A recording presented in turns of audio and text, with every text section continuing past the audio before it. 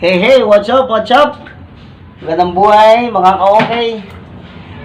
Kanina, nagloko yung cellphone ko, nasira. Hindi ko alam kung bakit. Napakasimple lang pala ng problema, kaya hindi ako nakapag-video kanina. Ngayon, itutuloy ko na kasi okay na tong cellphone. Nagloloko na tong cellphone ko, hindi ko alam kung bakit eh. Siguro merong masamang elemento talaga na pumipigil.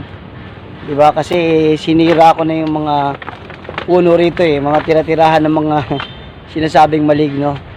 Pero eto, nandito na ako sa 4th day. Pang-apat na araw ko na to nandito sa aking ginagawa.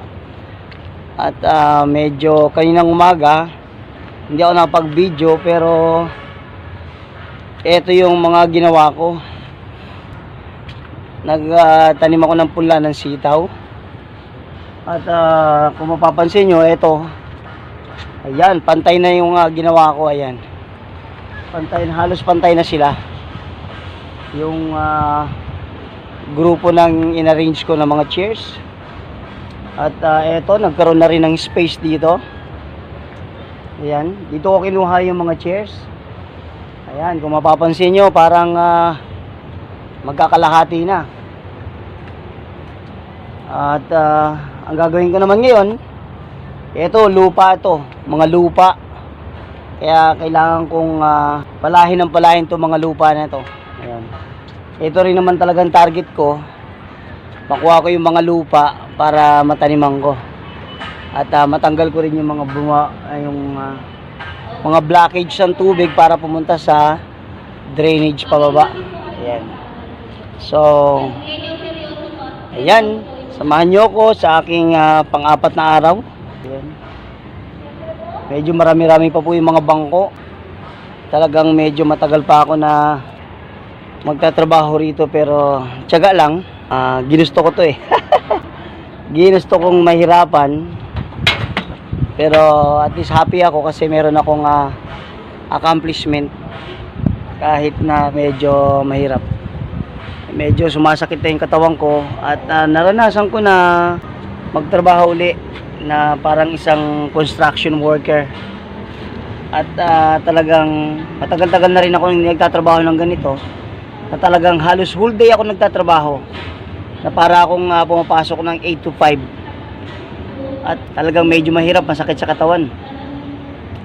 Kaya naintindihan ko at naunawaan ko yung hirap ng mga laborer, yung mga pumapasok ng trabaho, laborer, karpintero, construction worker, ay talagang mahirap, masakit sa katawan. Pero hanga ako sa kanila. Ngayon naranasan ko sa sarili ko at tinahangaan ko sila dahil talagang para lang mabuhay nila yung family nila.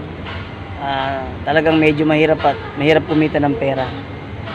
Ayun, kaya yun ang isang lesson. Matagal na tagal ko na itong nagawa at na-challenge ako na gawin. At ayun ang na-discover ko. Talagang napakahirap nga talaga. Kaya saludo ako sa ating mga kababayan na construction worker, karpintero, lahat ng mga gumagawa, yung mga laborer. Napakalaki ng tulong nyo sa ikauunlad ng ating bansa. At kayo yung talagang manpower para sa development ng ating bansa. At hinahangaan ko yung inyong hirap na yung mga sacrifices para lang mabuhay ang mga pamilya. Ayun. At sana ay patuloy na maging malakas kayo at magkaroon kayo ng inspirasyon sa araw-araw. Sana yung mga anak-anak nyo na pinag-aaral nyo ay makatapos, makagraduate, para hindi naman sayang yung inyong mga sacrifices sa mga trabaho. Kaya yun, maraming salamat po sa ating mga construction worker.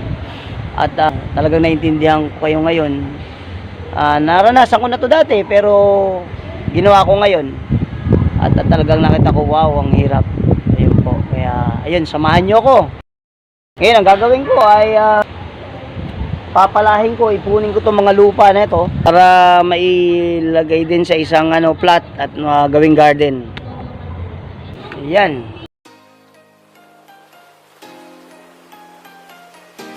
Meron ng kangkong na tumubo rito. Mamaya itatanim ko ng maayos yan para gumapang dito sa Masakit sa bewang nga magpala.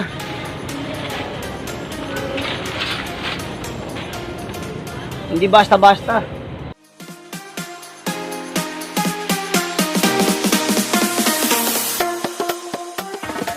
Pag natanggal ko itong mga lupa, dito ko uli i-arrange yung mga bangko. Another group of chairs i-arrange ko dito. Pag naalis ko yung mga lupa sa ilalim.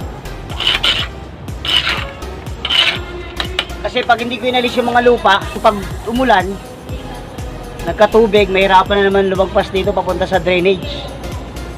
At itong lupa na to, mataba ito. Galing ito talaga sa mga nabulok na halaman, mga damo at saka mga kahoy na galing sa upuan. Kaya mataba itong lupa na to, magandang taniman.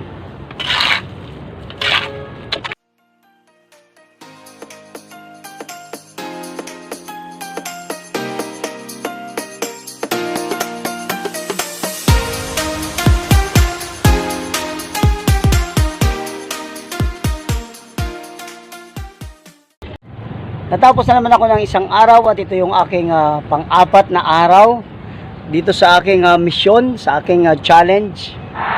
Challenge na ayusin ko tong bundok ng mga bangko na to.